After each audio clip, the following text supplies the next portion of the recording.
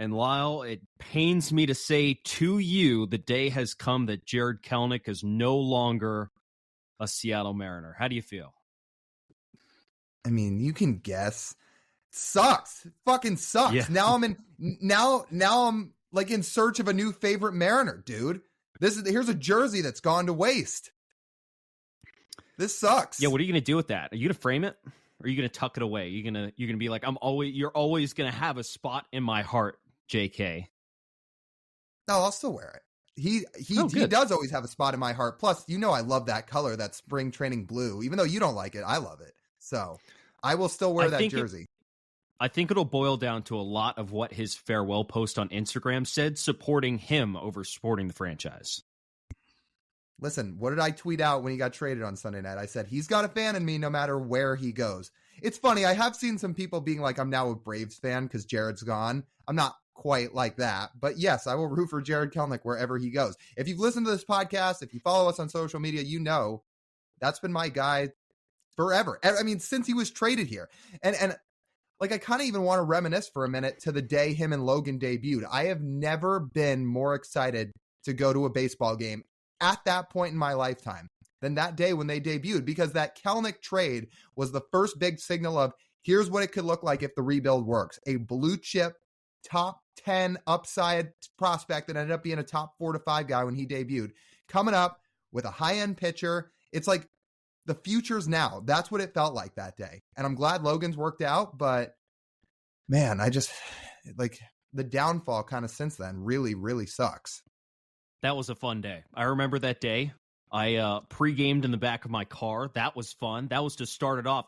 It was me and the guy. There's a guy next to me, and I've never seen for a May Mariners game coming off, a pretty average 2020 season, and us not expecting a winner in 2021. I'm sitting in the back of my car, having parked there. I have a tall boy of alcohol waiting to go in. And I hadn't, I'm with you, Lyle. I really hadn't felt that excited to be at a Mariner game in forever. And you and I, when we're in the stadium, and your brother was there and your friend John as well, we're all there in the stadium, sitting up there in the 300 level, just so excited about this. And it unfortunately is not worked out for Jarred. I don't think that excitement has been replicated for myself outside of the game 3 of the ALDS. I mean, really, it has not been replicated at a Mariner game, and it certainly hasn't been replicated for anything Jarred Kelenic has done. And it just sucks to see that the way he goes out as a Mariner is as a salary dump. Okay, we're just about to get into the trade, but just to kind of wrap up our feelings, like how we felt when he was gone, and tying it all back to that game he debuted. Here's something to really give you a realization of, wow, things have just changed drastically in a couple years. I remember they ran out on the field that night, and it was Kelenic in left. It was Kyle Lewis in center, coming off winning Rookie of the Year, and it was Mitch Haniger in right. And remember, Lewis had just gotten healthy a couple weeks prior. Mitch had missed all of 2020 and a lot of 2019. The Mariners had issues in the outfield for a while, not a lot of impact. I remember looking at all three of you. I said, look at that outfield. That is fucking gorgeous. I was so fired up to see those guys all in unison out there. And Julio wasn't even up yet, obviously, because it was a year prior. But I was so fired up at the time, and I genuinely believed this dude was going to be a perennial all-star for the Mariners and the guy that truly jump-started the turnaround. And obviously he had his flashes. Last April, what he did, I was over the moon seeing him do that. I felt like he was finally here. But for some reasons that kind of feel like some bad faith reasons, he is no longer here. As a result, he got traded. And that outfield lasted, I think, 1 week exactly. Wasn't it? It was a Monday. We were there on a Monday. And no, it was a Thursday. Oh, it was a Thursday. Okay, so it lasted a weekend then. Yeah, because Kyle Lewis got hurt on Sunday. I thought it was a series later Lewis got hurt. I thought it was a couple weeks later. Wasn't it late May Lewis got hurt? Mm-hmm. I think it was that weekend. We'll have to go back and check.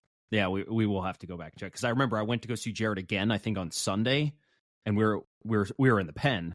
And yeah, I remember that. So that is kind of unfortunate. Okay, let's stop dancing around it. Let's just get to this trade.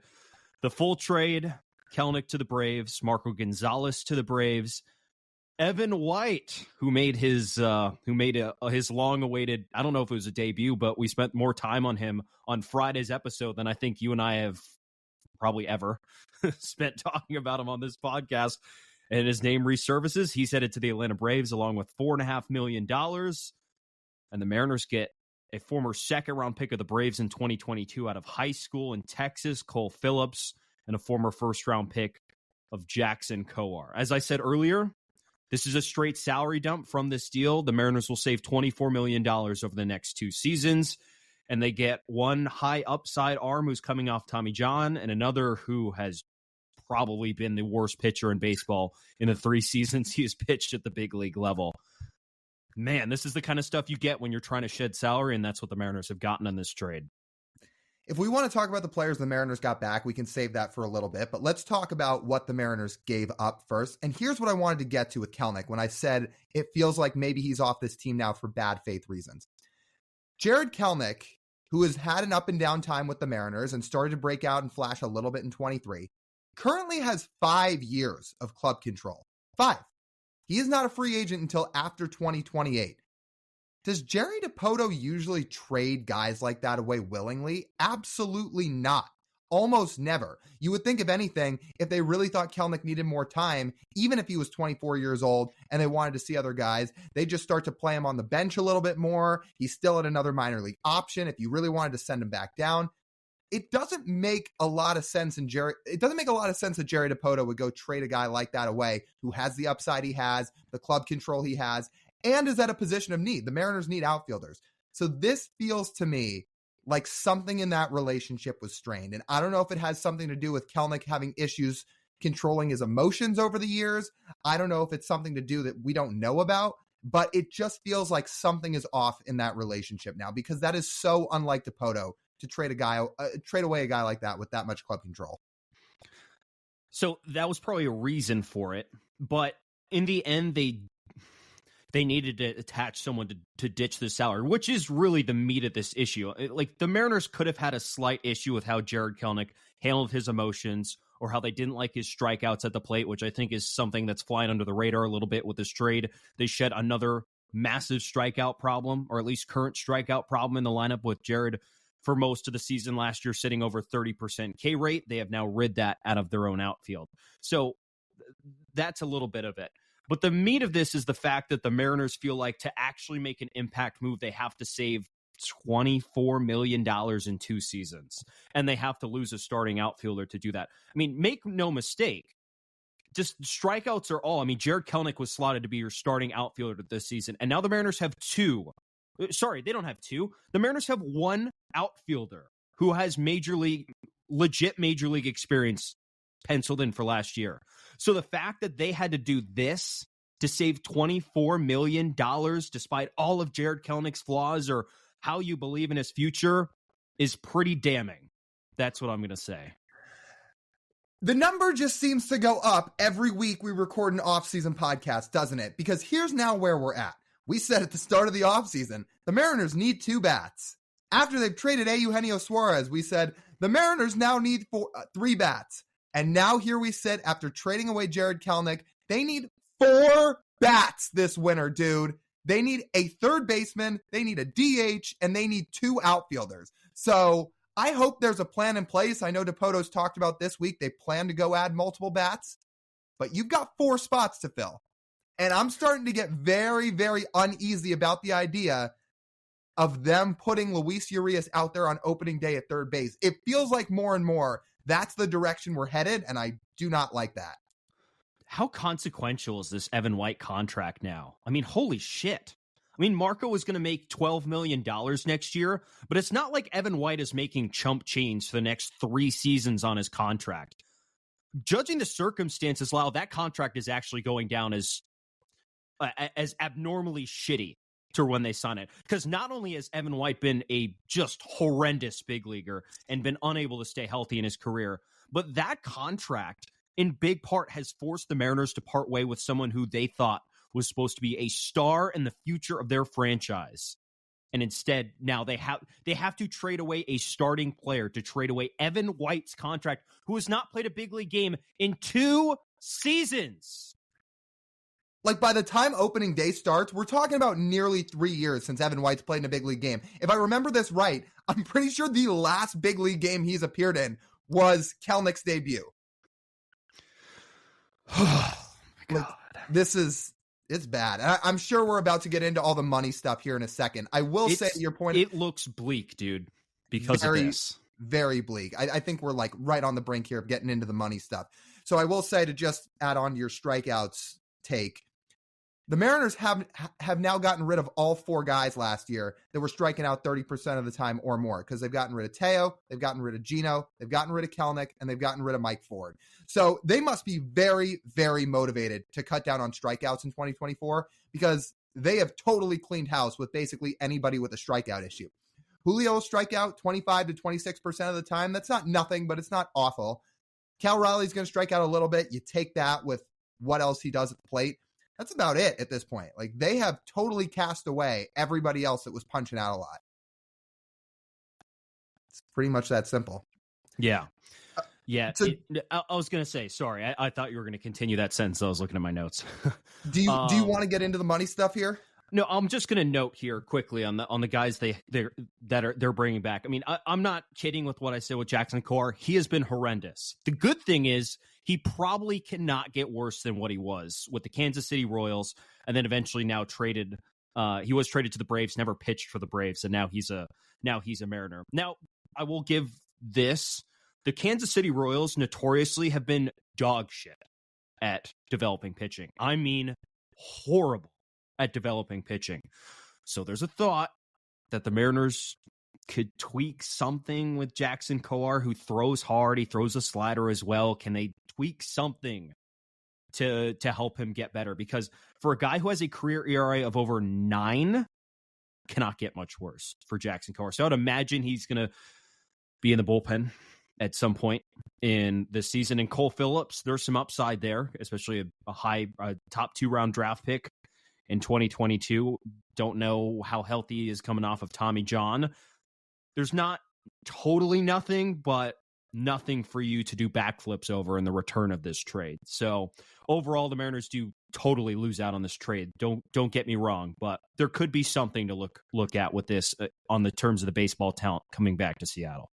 I do think there is some reason to like Phillips, and I saw Joe Doyle tweet out some pretty positive things about him when he was the piece in the return deal of this package, because he throws close to triple digits when he's healthy. There was thought that he was going to be a first round pick before he got injured. He's probably going to be about a top 12 to 15 prospect in the Mariners system now, depending on who you look at. And he's got to change up with some decent fade. He actually has a power curveball. That's his second pitch. Like, there is some stuff to work with there with Cole Phillips. Plus, if you look at the Mariners prospect rankings right now, most of those guys are hitters, because the big pitchers are obviously in the big leagues now. So the Mariners do bolster their pitching depth a little bit in their minor league system with their minor league prospects. And maybe Cole Phillips ends up having some pretty good upside. At the very least, maybe he can be a good reliever too with how hard he throws at some point. So again, we're not justifying this as we're happy the Mariners made this deal. But to your point too, like you were talking about, maybe there is something to be excited about in the return. Yeah, so we'll have to see. And to be frank, there's going to have to be. There's going to have to be. Yeah. Yes, because otherwise this is going to look ridiculous. Oh, and let's note too, by the way, just so we're all on the same page, Jarred Kelenic's hitting 35 bombs and making an all-star game next year for the Braves. Yeah, he will. And I'm going to be so happy for him. I'm going to be over the moon for Jarred that he's going to get his opportunity to shine in a place that wants him, I'll say. I forgot. We got to add one last thing here. One of the reasons I always loved Kelenic, along with him having the potential to be a star, is because for so long, these Mariners teams were filled with guys that I never really felt like showed all that much emotion. Like Nelson Cruz would show some emotion every now and then in a really big moment, but it just kind of lacked fire a lot of the time. I felt like it lacked energy, a lot of these teams over the years growing up. Jarred Kelenic had energy, and he was not afraid to show it either. And sometimes he would let it show off the field too. What am I talking about? Well, sometimes he could get petty with things, right? What did he do to end his Mariners career? He said a big time thank you in his post to his teammates, the fans, the city, his family. No mention of the organization though. Everybody else. And then it gets better, because after putting out that big thank you, talking about all these people that have helped him along, nothing about the org, you look at his Instagram bio now, because for a while What was in his bio? It had his number, the number 10, and it said athlete. There was nothing about the Mariners in there. It just said 10 and athlete. Now, if you look today, it is 10, athlete, and Braves. So right to the end, Jarred Kelenic on brand. And you know what? I will appreciate him forever for it. He kept it real forever and always. And now he has a real chance to torment the Mets. So that's also another good thing. Oh, did you see some of the discourse from Mets fans when Kelenic ended up on the Braves? They're like preparing for the worst all over again, just like when he got traded. I don't doubt it. I would too, for how the Braves do. And I'm going to say, let's check back in 6 months, Lau, when Jarred Kelenic signs an 8-year, $60 million contract, donating 1% of his yearly earnings to the Atlanta Braves Foundation.